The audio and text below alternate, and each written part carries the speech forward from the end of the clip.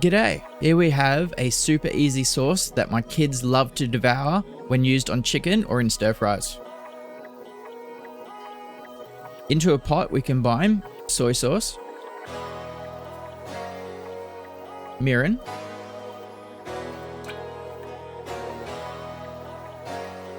apple cider vinegar,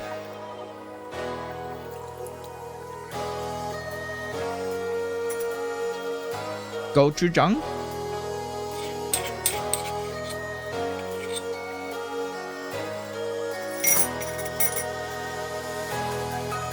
honey,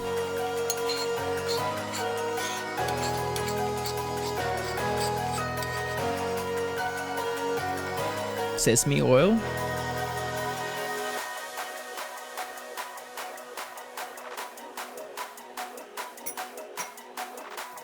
brown sugar,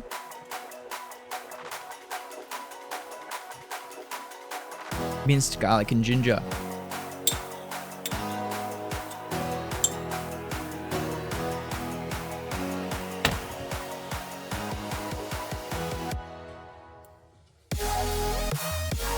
We bring that to a boil, then reduce the heat and simmer for approximately 5 minutes.